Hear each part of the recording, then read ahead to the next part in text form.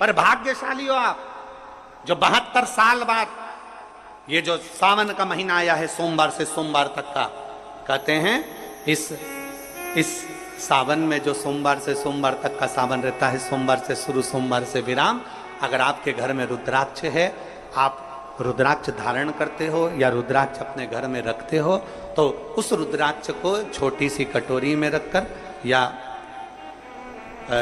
एक पात्र में रखकर 7 बार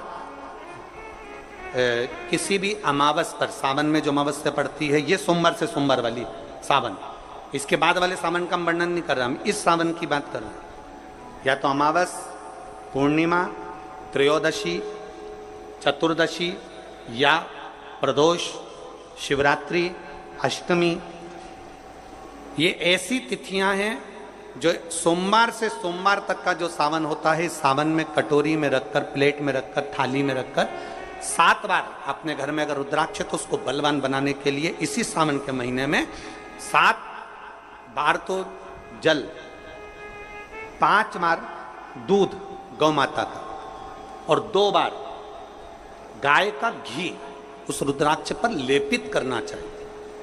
और फिर उस रुद्राक्ष को धूप बत्ती हो या घर में गूगल की धूप हो, और धूप बत्ती से उस रुद्राक्ष को सिद्ध कर लेना चाहिए। कुछ नहीं आता ना, शिव का नाम लो, श्री शिवाय नमस्तुभ्यं बोलो, और उस रुद्राक्ष का स्पर्श कर कर अपने गले में धारण करते हो तो गले में, पूजन में रखते हो तो पूजन में, या किसी कार्य सिद्धि के लिए रखते हो तो कार्य सिद्धि के लिए। अगर ये सोमवार से चालू होने वाले सावन को, सोमवार से विराम होने वाले सावन में अगर हम सिद्ध कर लेते हैं तो वो रुद्राक्ष हमारे जीवन का सबसे श्रेष्ठ रुद्राक्ष हो जाता है,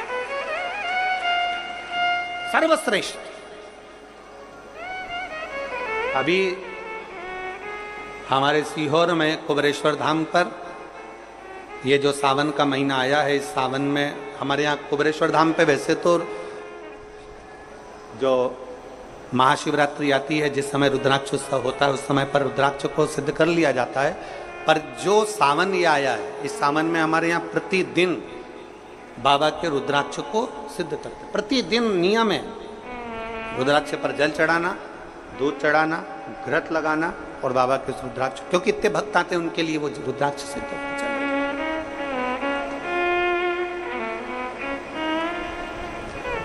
इसी सावन में 4 मुखी 3 रुद्राक्ष, कितने? 4 मुखी कितने? 3। 5 मुखी रुद्राक्ष 3 और 6 मुखी रुद्राक्ष 3। इनके बीच में 1.25 गांठ लगाई जाती है। 4 रुद्राक्ष कितने? जल्दी बोलो। 4 मुखी रुद्राक्ष कितने? 3। 5 मुखी रुद्राक्ष कितने? 3। 6 मुखी रुद्राक्ष कितने? 3। इनके बीच में 1.25 गांठ लगाई जाती है। मतलब एक गांठ पूरी लगाई जाती है, फिर आधी गांठ लगाकर फिर रुद्राक्ष को डाला जाता है लाल धागे में, फिर 1.25 गांठ ऐसी चलती है। 9 रुद्राक्ष होते हैं कुल टोटल।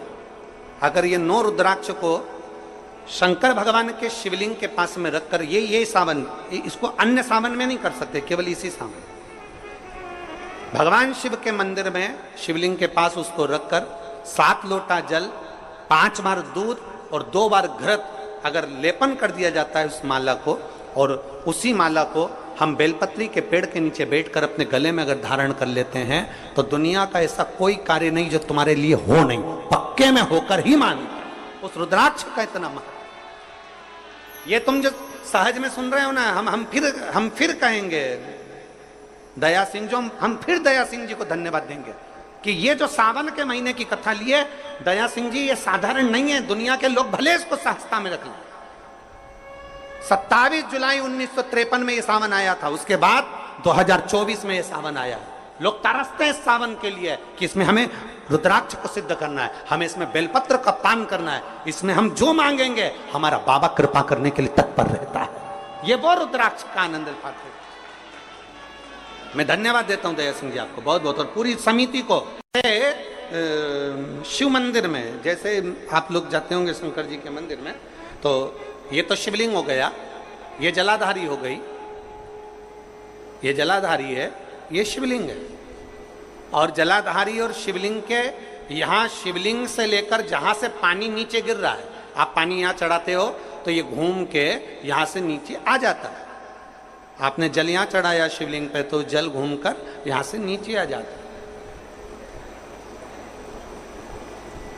इस जगह से नीचे की ओर आ जाता है, इस स्थान से। प्रयास करिए, ये जो सावन आया है 72 वर्ष के बाद, प्रयास करिए कि कितना बड़ा भी रोग है, कितनी बड़ी भी बीमारी है, आप डॉक्टर से इलाज करवाओ, पर ये जो स्थान है अशोक सुंदरी का, इस स्थान पर एक बार अपनी हथेली रखकर देखिए और भगवान शिव से पंचाक्षर मंत्र नमः शिवाय, षडाक्षर मंत्र ओम नमः शिवाय या श्री शिवाय नमस्तुभ्यम स्मरण कर कर देखिए और एक बेलपत्र बाबा की लेकर जहां से पानी नीचे गिरता है उस स्थान पर लगाकर उसी बेलपत्र को खाइए और फिर जाकर डॉक्टर को एक बार फिर जांच करवाइए कि उस रोग में आराम कितना लगा है, उस रोग में अंतर कितना आया। सावन का ये महीना जिसमें आप भगवान शंकर की अविरल भक्ति को धारण कर रहे हो, सोमवार से सावन चालू हुआ और सोमवार के दिन सावन विराम होगा। ऐसा सावन 72 साल के बाद आया। 27 जुलाई 1953 में ऐसा सावन पड़ा था। कितनी तारीख को? जम के बोलो जरा। 27 जुलाई 1953 में ऐसा सावन पड़ा था, जो सावन सोमवार से चालू हुआ था और सावन सोमवार के दिन विराम हुआ था। 72 साल के बाद ऐसा सावन आया है जिसका योग आज है। 27 जुलाई 1953 में ऐसा सावन आया था। अब जरा किस्मत देखिए, आपका भाग्य देखिए रे छत्तीसगढ़ वालों, नजर उतरवा लेना आप कि 72 साल बाद ऐसा सावन आया जो सोमवार से चालू हुआ, सोमवार को विराम हो रहा है। 27 जुलाई 1953 में ऐसा सावन आया था और उसके बाद आज ये सावन 22 तारीख से चालू हुआ और 19 तारीख को विराम होगा और उसमें भी सोमवार से चालू हुआ और सोमवार को विराम हो रहा है। ये शिव भक्ति है, ये अविरल भक्ति, ये भगवान शंकर की अविरल भक्ति है। आप और हमको प्राप्त हुई है, हमें मिली और तेरी भगवान शिव ने अघोर अस्त्र धारण किया इसी सावन।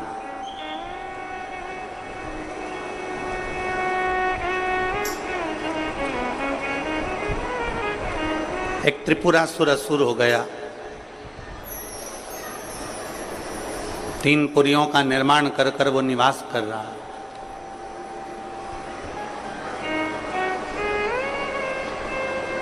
बड़ा विचित्र है वो।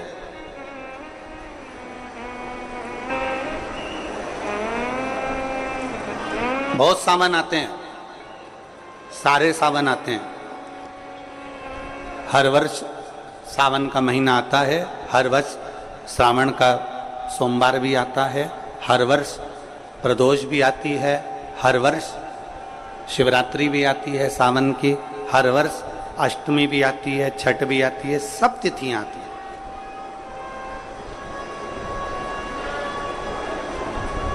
ये सारी तिथियां हर साल आएंगी, हर साल प्राप्त होंगी, पर जो योग मेरे देवाधिदेव महादेव का लगा है सोमवार से प्रारंभ होकर सोमवार के विराम का, ये सावन बार बार नहीं आता, ये सावन इतनी जल्दी नहीं आता।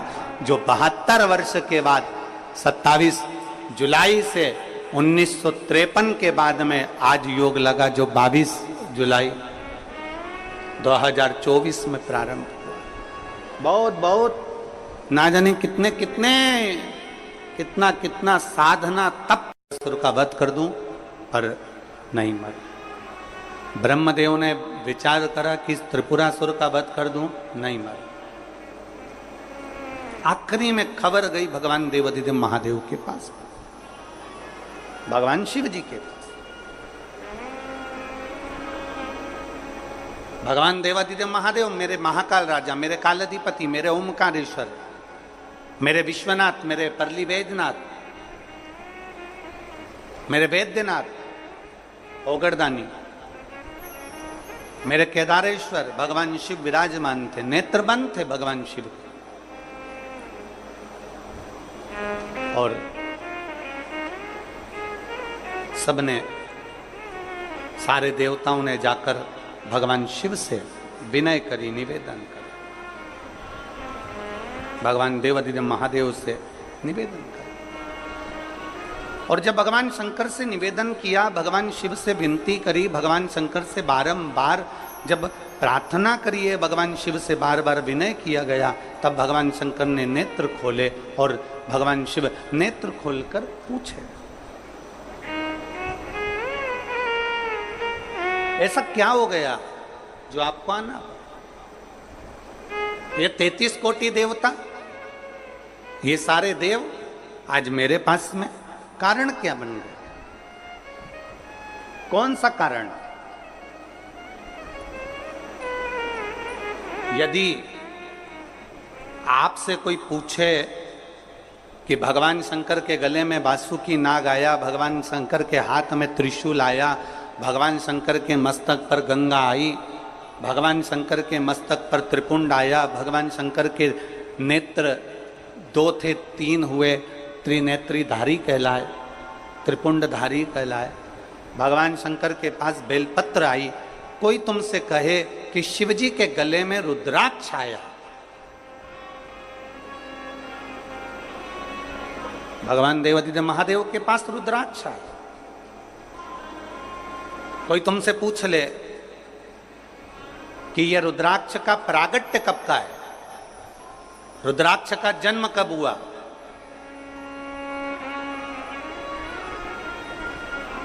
रुद्राक्ष प्रकट कब किया गया,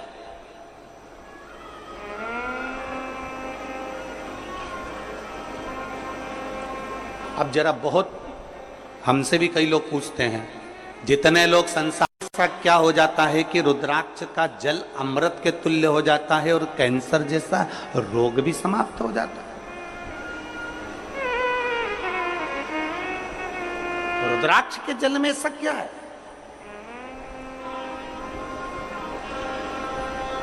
एक माने पत्र में लिखा है कि कैसे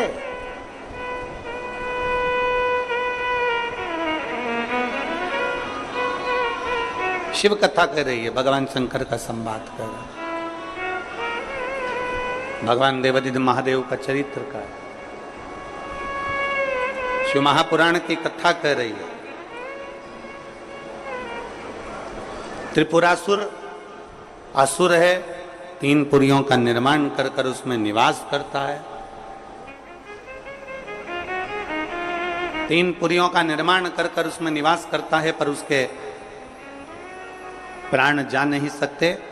भगवान नारायण ने प्रयास किया, वो नहीं मरा, प्राण नहीं छूटे। भगवान शंकर के ब्रह्म मुरारी, सबसे बड़ा तप और दुनिया का सबसे बड़ा आभूषण मौन रहना, ये दुनिया का सबसे बड़ा तप और सबसे बड़ा आभूषण है। हम भगवान शिव को किस तरह से रिझा सकते? और फिर निवेदन करूंगा, जितनी सरलता से, जितनी सहजता से आप शिव को रिझाओगे, उतनी सरलता से शिव रिझता है, उतनी सरल।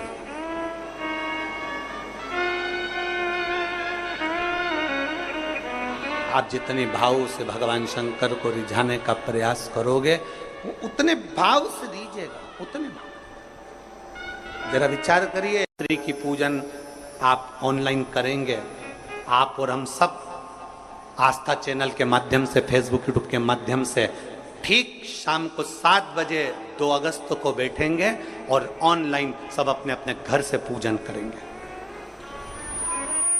भगवान शिव की आराधना करेंगे।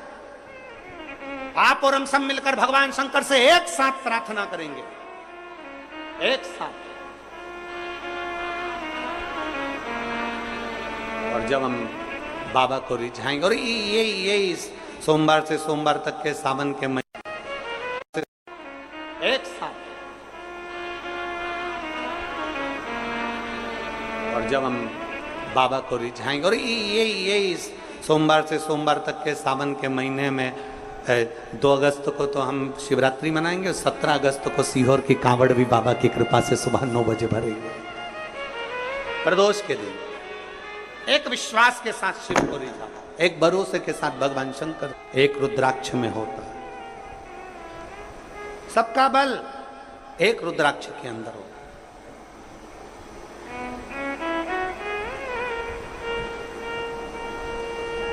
कई जगह पर रुद्राक्ष पर रिसर्च किया जा रहा है। वो 2 कंपनी का नाम तो हमको स्मरण में था, मुंबई की, और 1-2 कंपनी काशी की हमारे स्मरण में, पर नाम याद नहीं आ रहा। कई जगह पर रुद्राक्ष पर रिसर्च चल रहा है कि आखिर रुद्राक्ष में ऐसा क्या होता है कि तांबे के कलश में गलाया और उसका पानी शिव जी को चढ़ा कर आचमन किया तो फल मिल जाता है, रोग मुक्ति हो जाती है, श्रेष्ठता हो जाती है। कोई बाच रहा है तो वो शिव ही बाच रहा है, इसमें कोई प्रदीप मिश्रा या कोई अन्य महाराज नहीं बाच सकता, बाचने वाला शंकर है। कथा सुन रहा है तो आप नहीं सुन सकते, आप ये 3 घंटा एक जैसे आसन लगा के कहां बैठ सकते हो?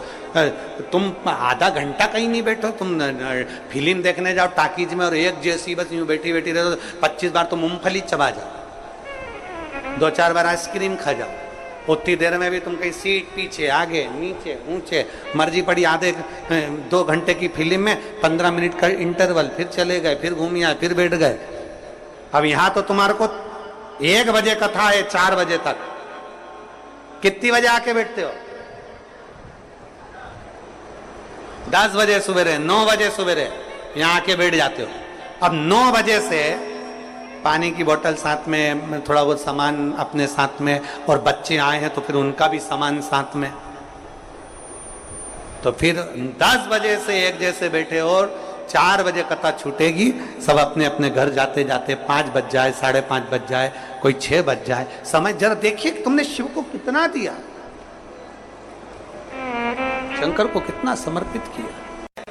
नर्मदा पुराण कहती है कि जिस नगर में, जिस कॉलोनी में, जिस सोसाइटी में, जिस मोहल्ले में, जिस क्षेत्र में शंकर का शिवलिंग रहता है, शंकर का मंदिर रहता है, वहां कभी अकाल नहीं पड़ता है, वहां शिव संभाल ले।